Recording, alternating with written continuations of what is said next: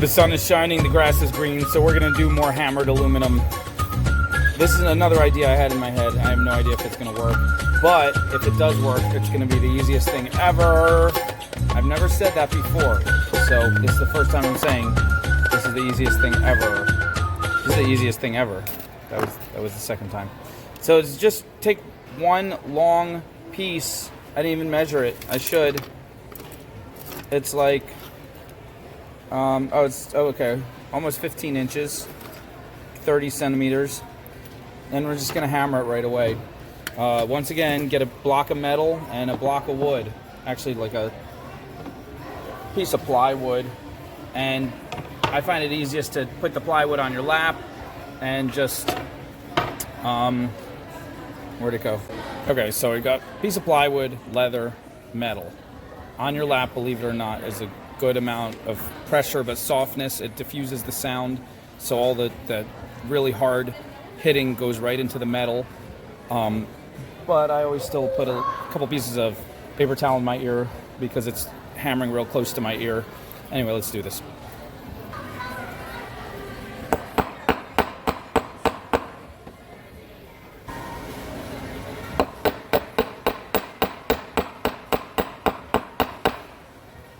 How flat you get it is up to you, how much you want it to flatten out, but just flattening it a tiny bit makes it a lot stronger, and that's what we're going for. If you keep hitting it, it's going to get flatter and flatter, but also very thin, so then at some point you're going backwards and making it weaker. Trying to get an even hit is hard, but sometimes the tool marks from the hammer makes it kind of cooler, but just a lot of practice is how you do it.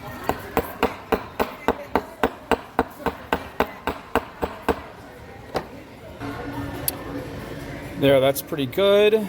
As you can see, it's not machine perfect, but that adds to the appeal of the handmade. So now we're going to take our round nose pliers and slowly curl this. Again, I've never done this, so I don't know if it's going to work.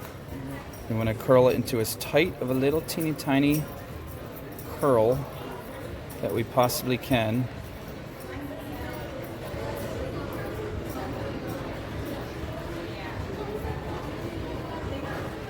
It's a little bit hard on these pliers. These are cheapy pliers, but so far so good.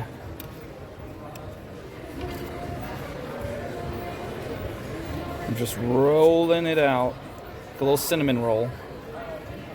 Oh, this is coming out good. I think it's gonna be awesome. I'm being very slow and gentle because, like I said, I've never done this.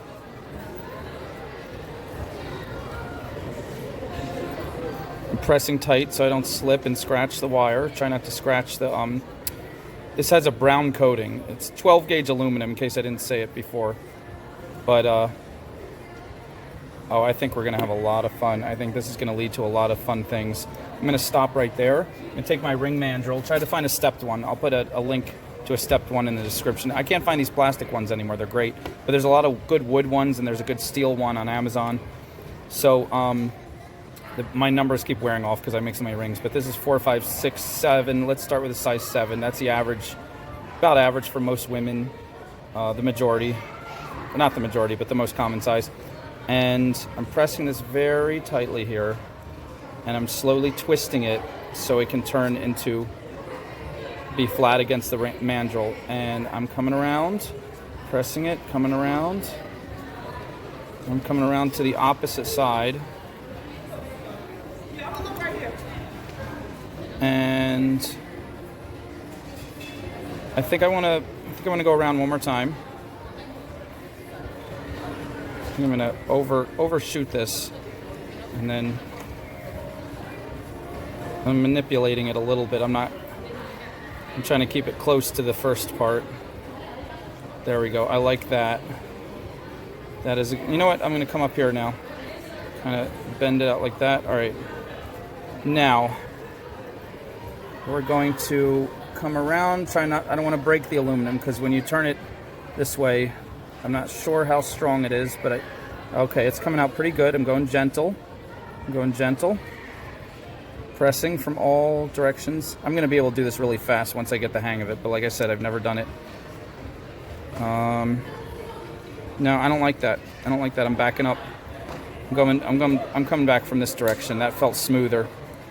It's not quite the same, but it's forming. It's going the direction I want it to. All right, so we'll come around like that, and there we go. Okay.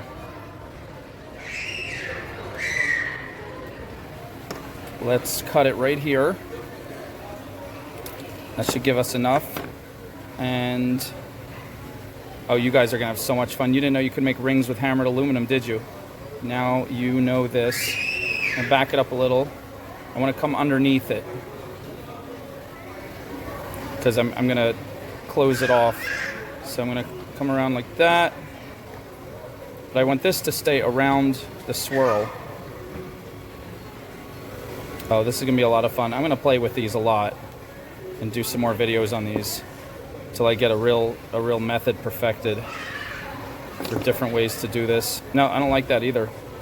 I'm not liking that. That's too wonky. What can we do here? Here we go. Here we go. That's coming out better.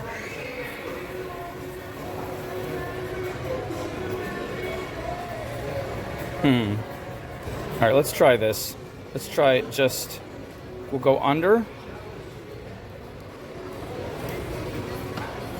Like that. And we'll start pulling it. Okay, I'm feeling like this is doing something I like now. All right, this is gonna come out good. I can feel it. I can feel it. Can you feel it? I can feel this. This is gonna be good. Don't you guys worry. Okay. There we go. Pull it tight, pull it tight. Push it, squeeze it back this way. Pull it tight. And we're gonna have to do another little curly Q to end it. Because I don't know where to, no, you know what, I think I can tuck it. I think I can, that's what we're gonna do. We're gonna scarf it. This is, we're basically scarfing it already. So, come around. Where can we tuck in the sharp end? Oh, I had it going there for a second. I'm going to start with the curly Q next time. That way the curly Q... No, that won't work. I'm going to tuck it right in there. There we go, right there. Is that going to work? That's not going to work. We're going to tuck it underneath. We're going to go under here. Sorry, you weren't watching. We're going to go under here. Don't worry, guys. This looks like it's a lot of complicated confusion, but it's not. I'm just had to work out. Gotta get it in there. There we go. All right, and I'm just gonna pinch it. It's going in. It's going in. It's tucked. The sharp end is right there. You can see it, but it can't scratch anyone. It's completely tucked. I'm gonna flatten this a little more because this does have to go on a finger. It can't just be decorative. And I'm going to flatten around, come around. All the parts secure. This is moving a little bit, but it's not terrible compared to some other hand ring. All right, let's see what size it is now. All right, that only brought it down to a 6. Not bad. Super industrial, super cool looking. Now that I have it on the mandrel, I can pinch this better, I think. There we go. Now that sharp end is not only tucked, it disappeared. And let's pull this guy out and push this down. There we go. There we go. I wanted that more over the top like that. Now we can roll it better. Oh, I'm going to make a bunch of these and get really good at patterns. It's back to a 7. I got it back to a 7. Let me see. Yeah, it's like a 7.5. That's amazing, industrial. It's fun. It's strong. It looks like it was beat up. It looks like it was found at the bottom of the ocean from the Titanic, from when people used to make weird, crazy mats, wire wrapping it back in 1910. You thought I was the first. I come from a long line of crazy mats, wire wrapping. Anyway, you guys enjoy. Now you know you can make rings and we can experiment together. We're going to have a whole bunch of these. Fun. Fun.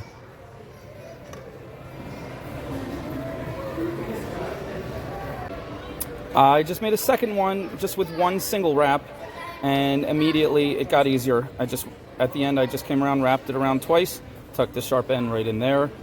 Guys, this is a whole new thing. This opens up so much fun. How much fun will we have together? Yes.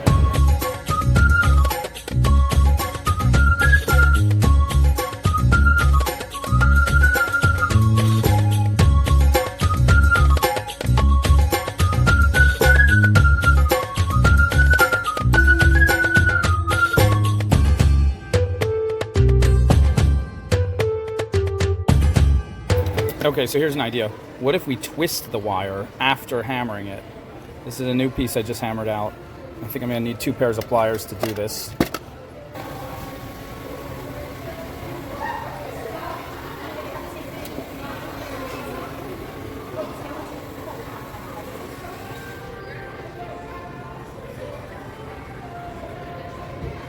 See if we're doing, I don't even know how much to twist it or how much we can twist it or how to keep it even. It looks like by just walking my way down with the 2 pairs of pliers, I'm getting it, doing these quarter turns, and it's coming out okay so far. So maybe 180s. I'm doing 180s now. Okay.